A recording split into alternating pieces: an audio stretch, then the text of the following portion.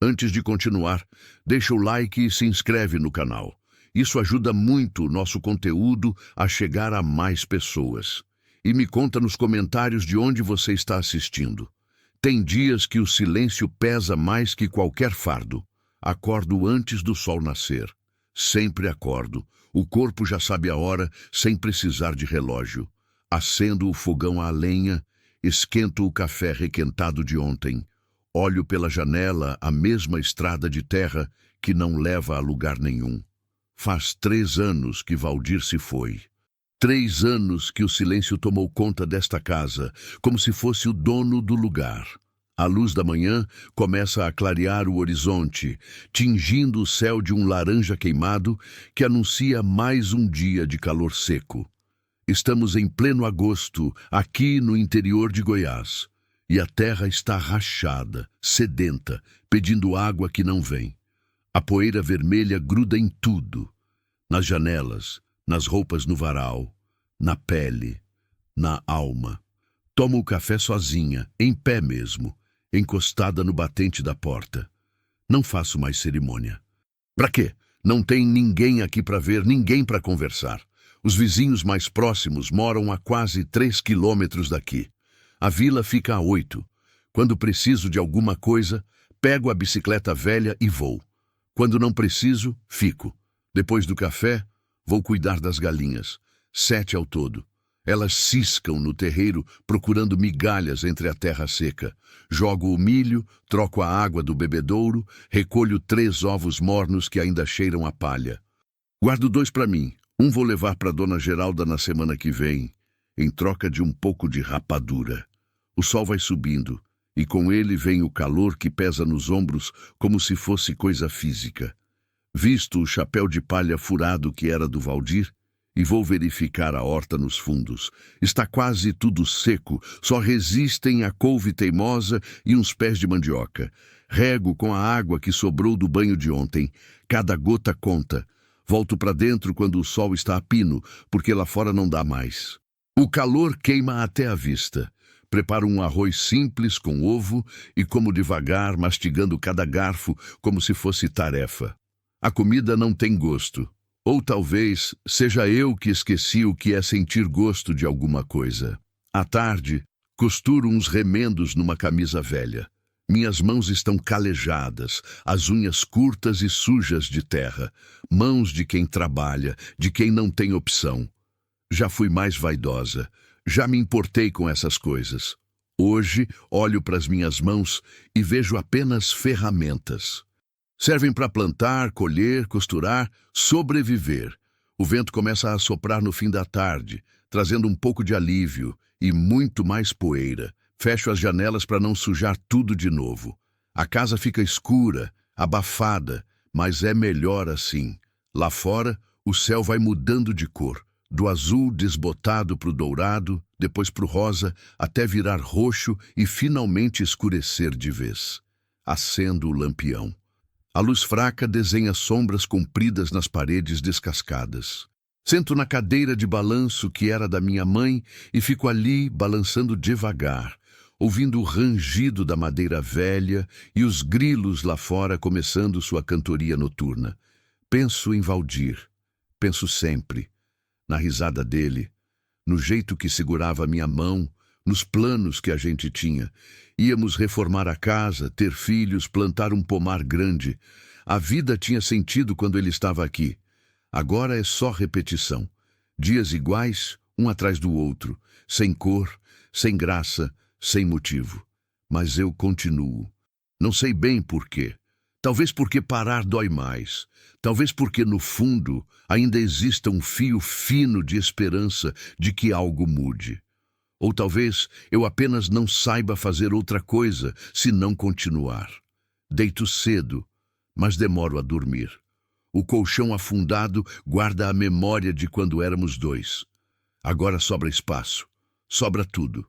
Fecho os olhos e espero o sono vir, enquanto lá fora o vento balança as árvores e a noite se arrasta, lenta e pesada como todas as outras. Amanhã vai ser igual. Sempre é. O chamado na estrada. A manhã seguinte começou diferente. Não sei explicar bem, mas havia algo no ar. Uma inquietação estranha, como se o vento trouxesse um aviso que eu não conseguia entender. Acordei com o peito apertado, um aperto sem nome, sem razão aparente. Fiz tudo igual: café requentado, galinhas alimentadas, horta regada. Mas a sensação não passava. Era como se algo estivesse me chamando lá fora, me puxando para a porta. Resolvi caminhar um pouco pela propriedade. Às vezes, faço isso quando a cabeça fica pesada demais. Pego a estrada de terra que passa em frente à casa e vou até onde o corpo aguenta. Hoje, decidi ir até a curva, uns 200 metros adiante, onde tem uma árvore grande que faz sombra. O sol já estava forte, mesmo sendo só 8 da manhã. A poeira subia a cada passo, grudava nas sandálias velhas, cobria meus pés de um vermelho queimado. O silêncio era total.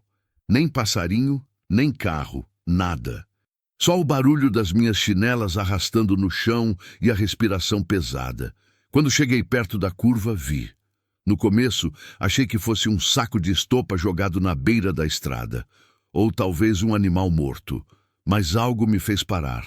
Algo me fez olhar melhor. Não era um saco. Era uma pessoa.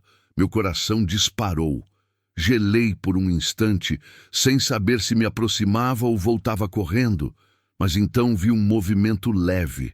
Uma mão se mexendo devagar, tentando se apoiar no chão. Corri. Era uma mulher. Jovem, talvez uns 20 e poucos anos. Estava caída de bruços na poeira, o vestido rasgado, os cabelos grudados no rosto suado e sujo. Não tinha sangue, não parecia ferida, mas estava exausta, como se tivesse caminhado dias sem parar. "Moça", chamei, ajoelhando ao lado dela. "Moça, me escuta." Ela virou o rosto devagar. Os olhos estavam fundos, os lábios rachados. Tentou falar, mas só saiu um gemido fraco, quase inaudível. "Calma, calma", falei, segurando o ombro dela. "Eu vou te ajudar." Olhei ao redor. Ninguém.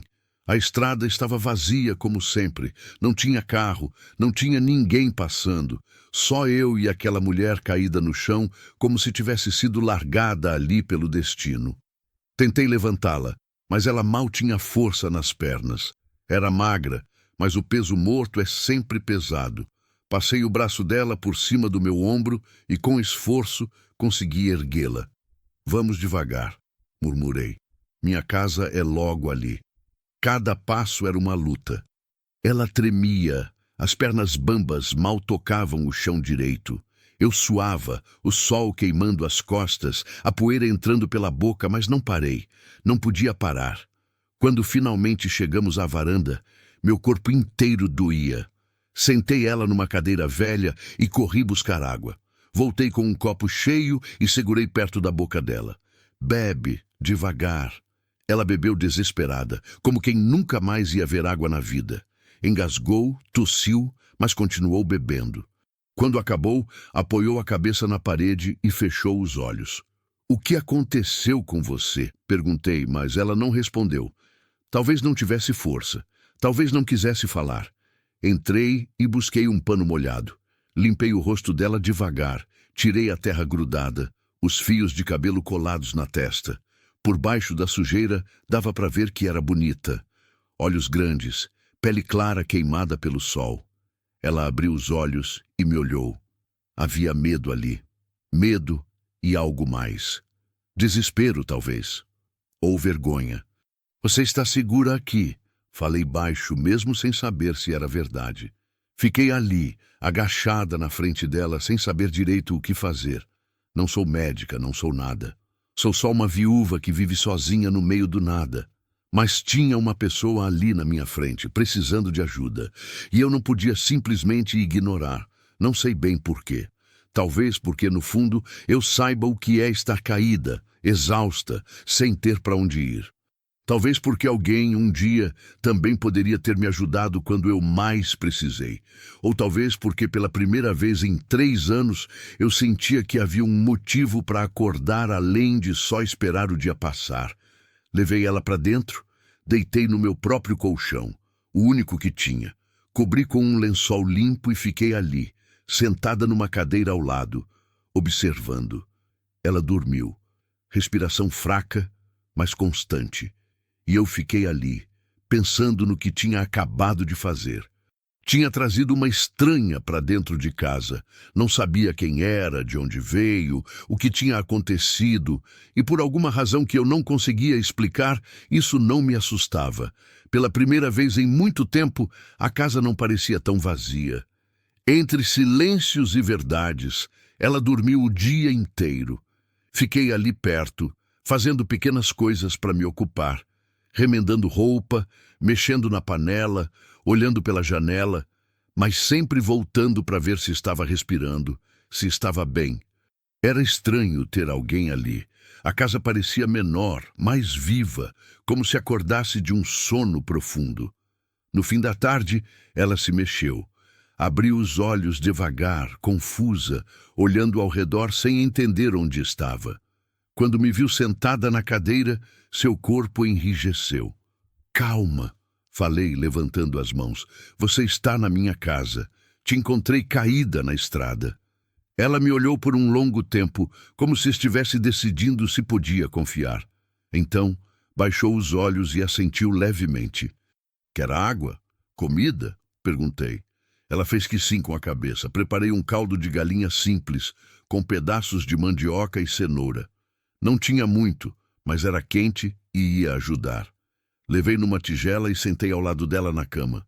Ela comeu devagar, cada colherada parecendo doer, mas foi até o fim. Como você se chama? Perguntei baixo. Ela hesitou, limpou a boca com as costas da mão e murmurou. Ana Clara. Eu sou Ivone. Silêncio. Longo, pesado. De onde você vem, Ana Clara? Ela apertou os lábios, vi as lágrimas se formando, mas ela segurou, respirou fundo e falou, a voz rouca. De longe. Eu caminhei muito. Sozinha? Ela fez que sim. Por quê? Ana Clara fechou os olhos. A dor no rosto dela era tão clara que dava para sentir. Quando abriu os olhos de novo, eles estavam molhados. Perdi tudo, disse, e a voz quebrou. Minha casa, minhas filhas, tudo. Gelei. Suas filhas? Ela cobriu o rosto com as mãos e começou a chorar. Um choro baixo, abafado, de quem já chorou tanto que quase não tem mais lágrimas. Deixei ela desabafar. Não toquei nela, não disse nada. Só fiquei ali. Quando o choro acalmou, ela limpou o rosto e contou. Contou sobre o marido que morreu. Sobre o cunhado que fingiu querer ajudar, mas que na verdade roubou tudo. A casa, os documentos, até a dignidade. Sobre o juiz corrupto que assinou papéis falsos. Sobre o dia que foi obrigada a sair de casa com as 2 filhas pequenas pela mão, carregando apenas trouxas de roupa. O padre da vila me ofereceu um lugar, disse, a voz trêmula. Um castelo velho, abandonado, dizem que é assombrado. Ninguém quer chegar perto, mas era o castelo ou a rua. E suas filhas? Perguntei, o coração apertado. Estão lá, com uma senhora da vila que se ofereceu para cuidar delas por uns dias. Eu vim procurar ajuda. Vim procurar alguém que pudesse ouvir minha história, mas andei por vilas, cidades pequenas. Ninguém quis escutar, ninguém acreditou. Ela olhou para mim, os olhos vermelhos. Quando não aguentei mais, comecei a voltar, mas estava sem forças, sem comida. Acho que desmaiei na estrada. Fiquei em silêncio processando tudo aquilo. Era muita coisa, muita dor, e eu ali, uma viúva que mal conseguia cuidar de si mesma, sem saber como ajudar. Mas olhei para ela, para aquela mulher quebrada, exausta, que tinha perdido tudo, mas ainda lutava para voltar para os filhos. E senti algo se mexer dentro do peito. Você vai ficar aqui até recuperar as forças, falei firme. Depois a gente vê o que fazer. Ela me olhou surpresa, como se não acreditasse. Por quê? Perguntou baixo. Por que você está me ajudando? Pensei na pergunta. Não tinha resposta certa. Porque você precisa, disse por fim. E porque se fosse eu ali na estrada, eu ia querer que alguém parasse. Ana Clara começou a chorar de novo, mas dessa vez era diferente. Não era desespero, era alívio. Naquela noite dormi no chão da sala num cobertor velho. Ela ficou na cama. Antes de apagar o lampião, olhei pela fresta da porta e vi que ela estava com os olhos abertos, olhando para o teto. E pela primeira vez em 3 anos, eu não me senti tão sozinha. Tinha alguém ali, alguém precisando de mim. E talvez, só talvez, eu também precisasse de alguém. A noite caiu pesada, mas não vazia. Lá fora, os grilos cantavam. O vento batia nas janelas. E dentro de casa, 2 mulheres quebradas dividiam o mesmo teto, cada uma carregando suas dores, mas não mais completamente sozinhas. Ainda não sabia como, mas eu ia ajudar Ana Clara, porque às vezes, no meio do deserto da vida, a gente encontra alguém caído na estrada, e aí só tem 2 escolhas, passar direto ou parar. Eu escolhi parar. A tempestade e a revelação Ana Clara ficou 3 dias comigo. No primeiro, mal conseguia ficar em pé. Eu preparava comida simples, dava água, trocava o pano molhado na testa dela quando a febre baixa insistia em voltar. Ela falava pouco, eu também. Estávamos acostumadas com o silêncio, cada uma do seu jeito. No segundo dia, ela levantou. Ajudou a lavar a louça, mesmo eu dizendo que não precisava. Disse que ficar parada doía mais que trabalhar. Entendi perfeitamente. No terceiro dia, acordamos com o céu diferente, pesado, carregado. Nuvens escuras se acumulando no horizonte como se estivessem planejando algo. O vento soprava forte, levantando redemoinhos de poeira pelo terreiro. As galinhas se recolheram sozinhas para o poleiro, inquietas. Vem tempestade, murmurei, olhando pela janela. Ana Clara veio ao meu lado e olhou também. Seu rosto estava melhor, menos inchado, mas ainda carregava aquele peso de quem viu demais. Faz tempo que não chove aqui? Perguntou. Meses. A terra está rachada de tão seca. Quando chove depois de tanto tempo, vem com força. E veio. Começou no meio da tarde. Pingos grossos espaçados batendo no telhado de zinco como pedras. Depois, de repente, o céu abriu. Choveu como se o mundo fosse acabar. Chuva grossa, violenta, barulhenta. Fechamos todas as janelas às pressas. Mesmo assim, a água entrava pelas frestas, molhando o chão, escorrendo pelas paredes rachadas. O vento uivava lá fora, sacudindo a casa inteira. Raios rasgavam o céu, seguidos de trovões que faziam a louça na prateleira tremer. Ivone, Ana Clara chamou, a voz tensa. Olha ali, apontou para a janela do quarto. Pelo vidro embaçado dava para ver a estrada se transformando num rio de lama. A água descia veloz, levando tudo, galhos, pedras, terra. A estrada para o vilarejo, murmurei. Vai ficar intransitável. E ficou. A chuva durou a tarde inteira e entrou pela noite. Acendemos o lampião e ficamos sentadas na sala, ouvindo o barulho ensurdecedor da água batendo no telhado, o vento gemendo pelas frestas. A casa parecia um barco no meio de uma tormenta. Foi quando Ana Clara falou: Ivone, tem uma coisa que eu não te contei. Olhei para ela. O rosto estava sério, assustado. No castelo onde estou morando com as meninas, eu encontrei algo. Encontrou o quê? Ela respirou fundo. Um cofre escondido debaixo do chão. Demorei dias para abrir. Dentro tinha mapas, documentos antigos e um diário. Um raio iluminou a sala toda, seguido de um trovão que fez a casa estremecer. O diário era do último dono do castelo. Continuou Ana Clara, a voz baixa, quase um sussurro. Ele escreveu tudo. Crimes, roubos, assassinatos. Tinha o nome de muita gente poderosa envolvida. Caravanas inteiras foram saqueadas. Gente desaparecida, morta. Senti um frio na espinha. E o que isso tem a ver com você? Ela me olhou nos olhos. O sobrenome que mais aparece no diário é o mesmo do homem que roubou minha casa. Meu cunhado. A família dele construiu tudo em cima de sangue, Ivone. E o castelo não é amaldiçoado. Ele guarda provas, guarda a verdade. Fiquei sem palavras. Você tem certeza? Absoluta. Eu li tudo, vi os mapas, está tudo lá. E você contou para alguém? Ela balançou a cabeça. Não confio em ninguém da vila. Metade deve estar envolvida. Foi por isso que eu saí. Eu ia tentar levar as provas para outra cidade, procurar alguém de fora, alguém que pudesse ajudar. Mas não aguentei. Ana Clara cobriu o rosto com as mãos. E agora minhas filhas estão lá, sozinhas, e eu aqui, presa por causa dessa chuva. Levantei e fui até a janela. A água caía sem parar.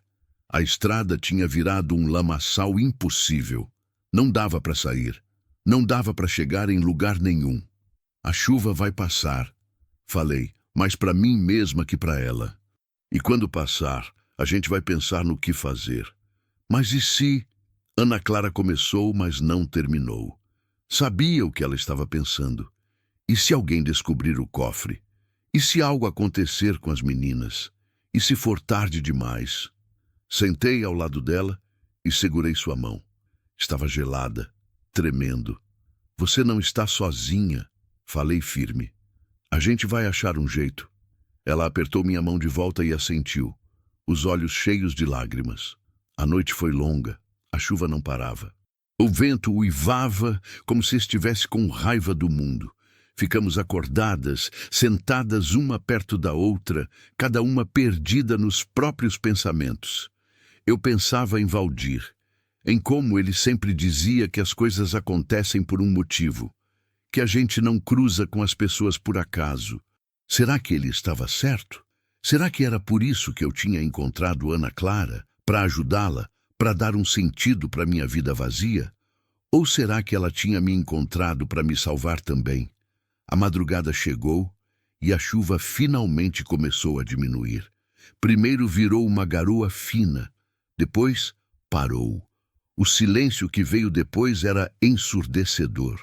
Abrimos a porta devagar e olhamos lá fora.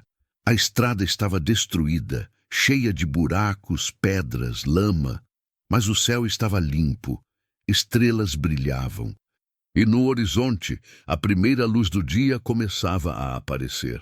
A gente vai precisar de ajuda, disse Ana Clara baixo. Eu conheço alguém, respondi, uma ideia se formando na minha cabeça. Um fazendeiro que mora a uns 5 quilômetros daqui. Homem honesto, viúvo também, ele pode ajudar. Ana Clara me olhou com esperança. Você acha? Acho. Quando a estrada secar um pouco, eu vou até lá. Ela assentiu. E pela primeira vez desde que a encontrei, vi um lampejo de esperança no olhar dela. Às vezes, é isso que a gente precisa. Alguém que acredite quando a gente já não consegue mais. Alguém que segure a mão quando a tempestade parece não ter fim. E naquele amanhecer silencioso, depois da pior noite, eu soube que tinha feito a escolha certa. Parar, ajudar, não virar as costas, porque no final a gente só tem isso, uns aos outros. A luz depois da tempestade. Esperei o sol esquentar um pouco a terra antes de sair. Ana Clara quis ir junto, mas eu disse que não. Ela ainda estava fraca, e o caminho até a fazenda do seu Romão era difícil, cheio de subidas e descidas. Prometi que voltaria rápido. Peguei a bicicleta velha e fui. A estrada estava pesada, a lama grudava nas rodas, me obrigando a descer e empurrar várias vezes. O sol já queimava forte e o vapor subia da terra molhada, criando uma névoa estranha.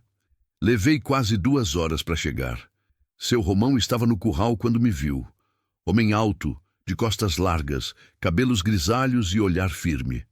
Ficou surpreso com a minha visita. Eu quase nunca saía de casa. Dona Ivone, tá tudo bem? Contei tudo. Não escondi nada. Falei da Ana Clara, do que ela tinha passado, do cofre, do diário, das filhas dela esperando. Ele me ouviu em silêncio, o rosto cada vez mais sério. Quando terminei, ele tirou o chapéu, passou a mão pelo cabelo e suspirou fundo. Isso é sério, dona Ivone. Se for verdade o que está nesse diário, é verdade. Eu acredito nela. Ele me olhou nos olhos por um longo tempo. Então assentiu. Eu conheço um delegado em Goiânia, homem íntegro, não está envolvido com essa corja daqui. Posso levar as provas para ele. Senti o coração apertar de alívio. Sério? Sério. Mas a moça vai ter que vir aqui, vai ter que me mostrar o cofre, os documentos, e vai ter que confiar em mim. Ela vai confiar. Eu confio. Ele sorriu de leve. Era um sorriso cansado, mas verdadeiro. A senhora mudou, dona Ivone. Mudei? Mudou. Fazia tempo que não via esse fogo no seu olho. Não soube o que responder. Talvez ele estivesse certo. Talvez ajudar Ana Clara estivesse me ajudando também. Voltei para casa pedalando mais leve, apesar do cansaço. Quando cheguei, Ana Clara estava na varanda, ansiosa. Quando viu minha cara, entendeu. Ele vai ajudar? Vai. Mas você precisa ir até lá. Amanhã, se conseguir caminhar. Ela fechou os olhos e respirou fundo. Quando abriu, estavam brilhando. Obrigada, Ivone. Obrigada por acreditar em mim. A gente acredita uma na outra, respondi. É assim que funciona. No dia seguinte, fomos as duas até a fazenda do seu Romão. Ele ouviu tudo de novo, dessa vez da boca da Ana Clara. Fez perguntas, pediu detalhes. Ela respondeu tudo, a voz firme apesar do medo. Vou buscar o cofre com a senhora, disse ele no final. E vou levar tudo pessoalmente para Goiânia, mas vai demorar uns dias. A senhora vai ter que confiar e esperar. Ana Clara olhou para mim. Segurei a mão dela. Vai dar certo, falei baixo. E deu. Seu Romão foi até o castelo, pegou o cofre, os documentos, o diário, levou tudo para Goiânia, entregou nas mãos do delegado e o impossível aconteceu. Investigações foram abertas, mandados foram expedidos. O cunhado de Ana Clara foi preso. O juiz corrupto, afastado e investigado. Outras pessoas poderosas foram arrastadas para a cadeia. Tesouros roubados foram recuperados. Verdades escondidas por décadas vieram à tona. E Ana Clara, a viúva humilhada, roubada, expulsa de casa, viu justiça ser feita. A casa foi devolvida. Ela recebeu indenização. Recebeu também parte legal das riquezas recuperadas, o suficiente para recomeçar a vida com dignidade. 3 meses depois, ela voltou para me visitar.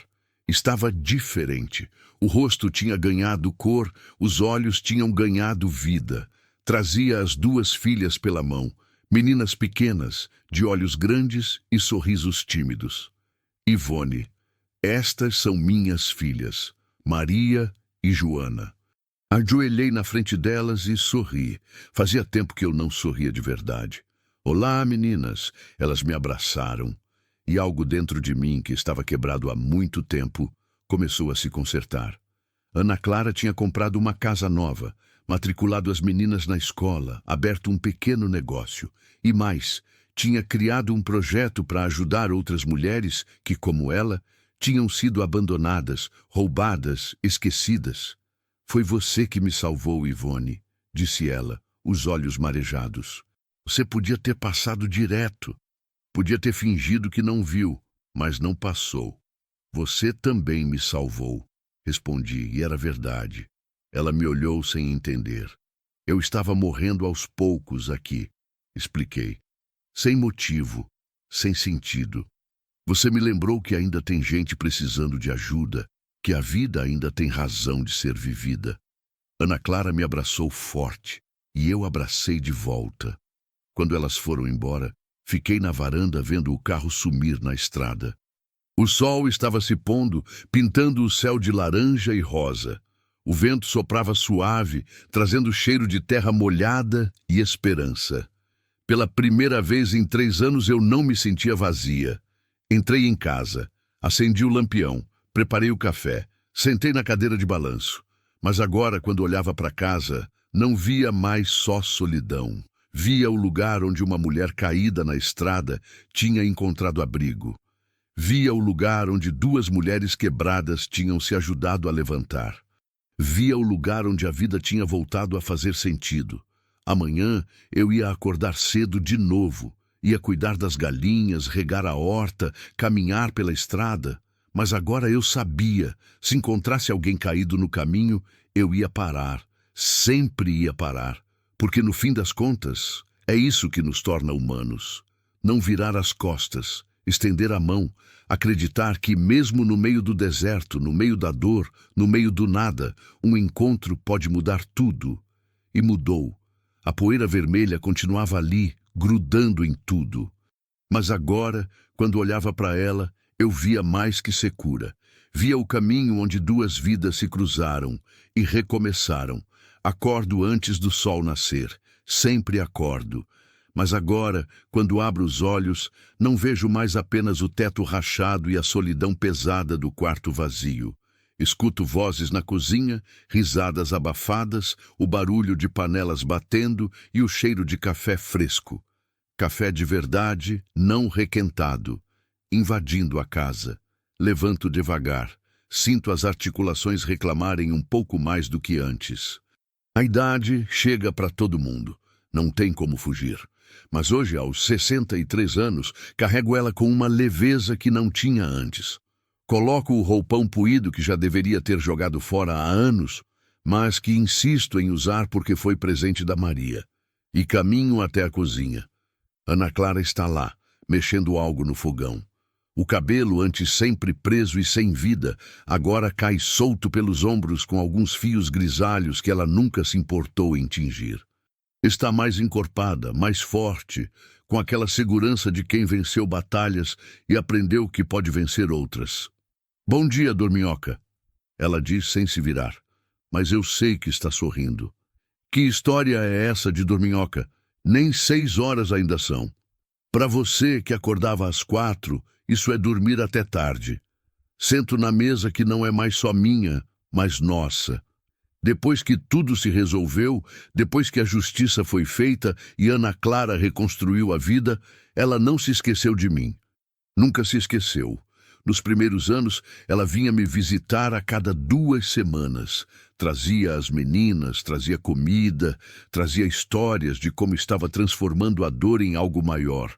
Abriu aquele projeto para ajudar mulheres abandonadas, viúvas sem amparo, mães solteiras sem teto. Começou pequeno com doações e trabalho voluntário. Cresceu tanto que hoje tem 3 casas de acolhimento em cidades diferentes. E há 5 anos, quando percebeu que eu estava ficando mais lenta, mais cansada, mais sozinha de novo, ela simplesmente apareceu com as malas. Vou morar com você, disse, sem pedir permissão. Ana Clara, você tem sua vida, suas filhas, seu trabalho. E você faz parte dessa vida, Ivone. Sempre fez. Você me salvou quando eu estava morrendo naquela estrada. Agora deixa eu ficar aqui e retribuir. Não discuti. No fundo, não queria discutir. As filhas dela, Maria e Joana, já eram moças crescidas quando Ana Clara se mudou para cá. Maria tinha casado e morava na capital, trabalhando como advogada. Seguiu a carreira inspirada pela luta da mãe por justiça. Joana fazia faculdade de assistência social e ajudava a mãe no projeto. A casa, que antes parecia grande demais para mim sozinha, agora vivia cheia. Ana Clara trouxe vida para as paredes descascadas. Reformamos juntas o que dava, pintamos, consertamos. Ela plantou flores na frente, coisa que eu nunca tive paciência para fazer. Construímos uma varanda maior, com cadeiras confortáveis onde a gente passa as tardes conversando, costurando ou apenas olhando a estrada de terra que mudou nossas vidas. Ana Clara coloca na minha frente um prato com tapioca quentinha, queijo coalho e um pedaço de melão. Luxos que não tínhamos antes, mas que agora podemos ter. Ela insiste em me tratar bem, diz que eu mereço. Hoje é dia grande, ela diz, sentando na minha frente com a própria tapioca. Eu sei. Você está nervosa? Um pouco. Ela ri. A Ivone que eu conheci não ficava nervosa com nada. A Ivone que você conhecia estava meio morta por dentro. Esta aqui está viva, então fica nervosa sim. Comemos em silêncio confortável, aquele silêncio que só existe entre pessoas que se conhecem de verdade. Pela janela, vejo o sol começando a subir, tingindo o céu de dourado. A estrada continua de terra, continua vermelha, mas não é mais tão solitária. Passa gente com frequência agora. O vilarejo cresceu, virou quase uma cidade pequena. Tem posto de saúde, escola nova, até um mercadinho. Depois do café, visto minha roupa boa, uma saia azul marinho e blusa branca que Ana Clara me deu no aniversário. Ela me ajuda a prender o cabelo, agora completamente branco, num coque que fica elegante. Tá linda, ela diz, ajeitando uma mecha rebelde. Tô velha. Tá linda e velha, as duas coisas. Rimos juntas. Às 9 horas começam a chegar os carros. O primeiro traz Maria com o marido e os 2 filhos pequenos. Meus netos de coração, como eu chamo. A menina, de 5 anos, corre e se joga nos meus braços. Vó Ivone! Aperto ela contra o peito, sentindo o coração apertar de amor. Nunca tive filhos. Valdir e eu tentamos, mas não veio. Foi uma dor que carreguei em silêncio por anos. Mas hoje, com essas crianças me chamando de vó, sinto que a vida deu a volta de um jeito que eu nunca imaginei. Joana chega logo depois, trazendo 3 mulheres que eu não conheço. São mulheres do projeto, explica ela. Mulheres que foram ajudadas e que pediram para vir hoje. Cumprimento todas com carinho. Seu Romão é o próximo a chegar. Está mais velho, mais curvado, mas o olhar firme continua o mesmo. Ficamos amigos depois de tudo. Ele nunca aceitou dinheiro ou recompensa pela ajuda que deu. Disse que fez porque era o certo a fazer, só isso. Dona Ivone, ele cumprimenta tirando o chapéu. A senhora está muito elegante hoje. E o senhor muito mentiroso, seu Romão. Ele ri. Ana Clara oferece café e bolo para todo mundo. A casa vai enchendo de gente, de conversa, de vida. Quando o relógio marca 10 horas, todos se acomodam. A varanda ficou pequena, então alguns sentam nos degraus, outros ficam de pé. As crianças correm pelo terreiro, assustando as galinhas que agora são 15. Ana Clara pede silêncio. Todos param de falar e olham para ela. Obrigada a todos por virem. Ela começa, a voz emocionada. Hoje é um dia muito especial. Faz 10 anos que a Ivone me encontrou naquela estrada, caída, sem esperança, sem futuro. Ela podia ter passado direto. Ninguém ia culpar ela por isso. Mas ela parou. Para, limpando uma lágrima que escapa. Ela me levantou do chão, me deu comida, água, abrigo. Me deu principalmente algo que eu tinha perdido. Esperança. E não foi só comigo. A Ivone tem esse dom de parar quando vê alguém precisando. Ana Clara olha para mim, os olhos brilhando. Quantas vezes nesses 10 anos você parou para ajudar alguém, Ivone? Baixo os olhos, sem graça. Não sei. Não contei. Eu contei, diz Joana se levantando. Pelo menos 18 pessoas passaram por esta casa. Pessoas que a Ivone encontrou na estrada, ou que bateram na porta pedindo ajuda, ou que alguém trouxe porque sabia que ela não ia negar. 18. Fico surpresa. Não sabia que era tanto. Tem a dona Zefa, que o filho abandonou aqui e a Ivone cuidou por 3 meses até achar um lar para ela, continua Joana. Tem o Tonho, que apareceu pedindo trabalho e comida, e a Ivone deu as 2 coisas. Tem a Meire, que fugiu do marido violento e ficou escondida aqui por 6 meses até conseguir recomeçar. Uma das mulheres que veio com Joana se levanta. Eu sou a Meire, diz ela, a voz firme. E se não fosse pela dona Ivone, eu não estaria viva hoje. Outra mulher se levanta. Eu sou a Rosana. Fui abandonada grávida pelo namorado. Não tinha onde morar, nenhum centavo, ninguém. A Ivone me acolheu, me ajudou no parto, cuidou de mim e do meu filho por 4 meses. Hoje meu filho tem 7 anos. Eu tenho meu emprego, minha casa, mas nunca vou esquecer que ela me salvou. Uma por uma, as pessoas começam a contar histórias. Histórias que eu nem lembrava direito. Para mim era só fazer o que tinha que ser feito. Parar, ajudar, dar a mão. Maria se aproxima e me entrega um envelope. Abre, ela sussurra. Abro com dedos trêmulos. Dentro tem um papel timbrado, oficial. Leio uma vez, duas, sem entender direito. O que é isso? Ana Clara sorri, chorando. É um título de cidadã honorária. A prefeitura aprovou. Você vai receber ele na semana que vem, numa cerimônia oficial. Fico sem palavras. Mas eu não fiz nada demais.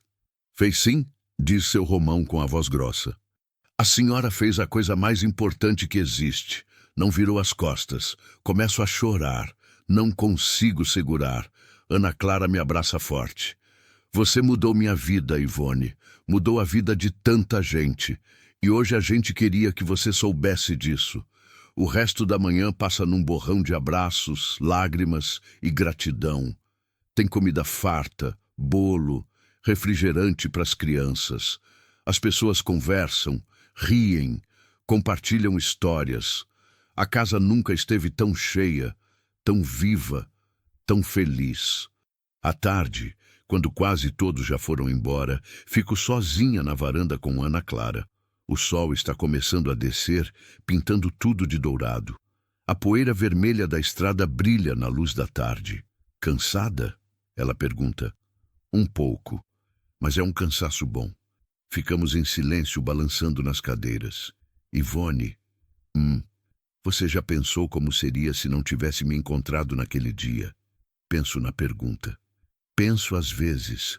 Acho que eu estaria morta. Não fisicamente, mas por dentro. Completamente. Eu também penso, ela diz baixo. Se você não tivesse parado, eu teria morrido naquela estrada, com certeza, e minhas filhas teriam ficado órfãs, e todas aquelas mulheres que eu ajudei depois não teriam sido ajudadas. É como uma corrente, sabe? Uma corrente? Você me ajudou, eu ajudei outras, elas vão ajudar outras, e assim vai. Um gesto se multiplica. Fico pensando nisso. Será que é verdade? Será que parar naquele dia mudou não só nossas vidas, mas a vida de dezenas de outras pessoas que nem conhecemos? Sabe o que eu aprendi nesses 10 anos? Ana Clara continua.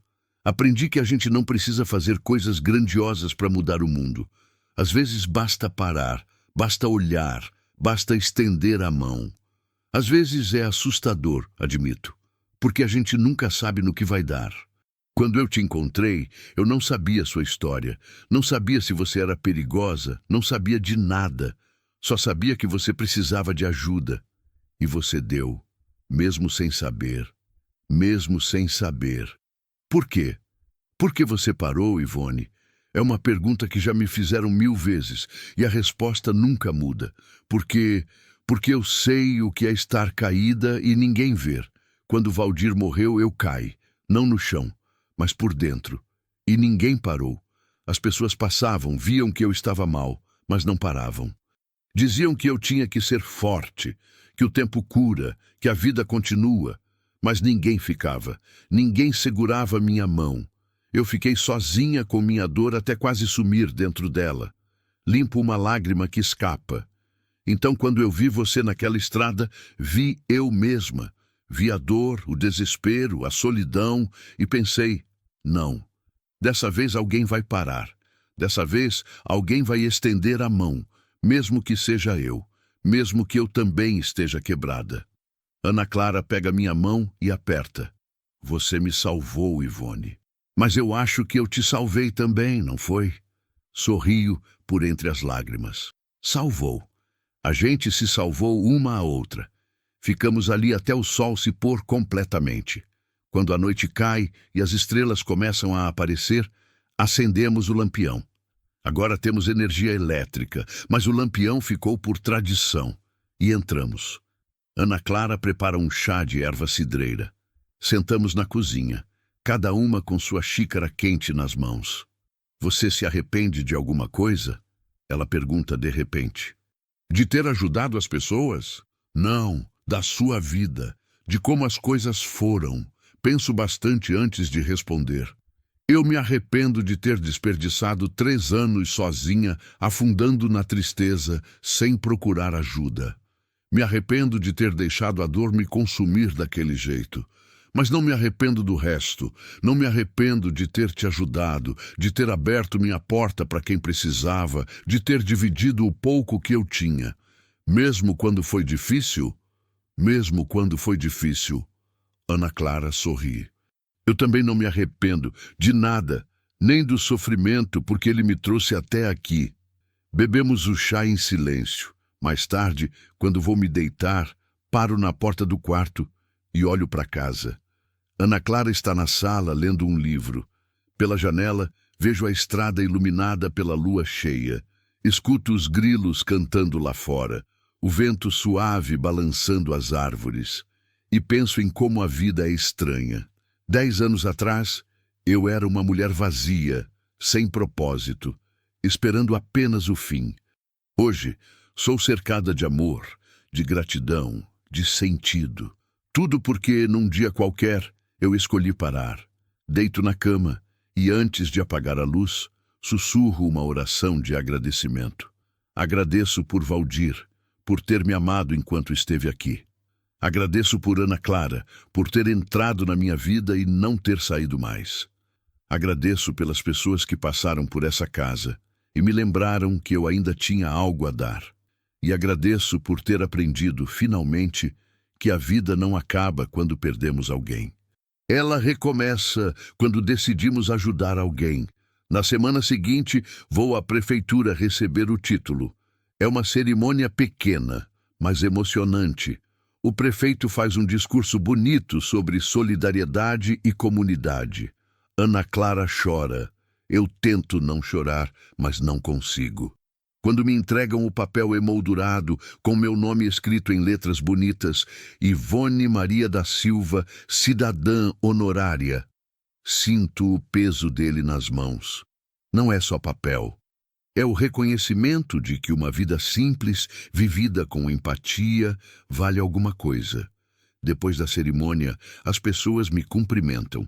Várias me agradecem. Algumas choram. Eu abraço todas. No caminho de volta para casa, Ana Clara dirige em silêncio.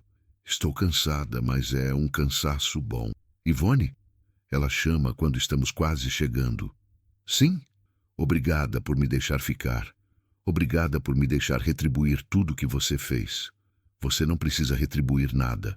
Eu sei, mas eu quero. Para o carro em frente de casa e me olha. Sabe, eu tenho pensado muito ultimamente sobre o projeto, sobre tudo que a gente tem feito. E eu acho que está na hora de dar o próximo passo. Que passo? Transformar essa casa num lugar oficial de acolhimento. A gente tem espaço, tem estrutura. Podíamos abrir as portas oficialmente, receber mulheres que precisam de ajuda, dar para elas o que você me deu. Um lugar seguro para recomeçar. Fico em silêncio, processando.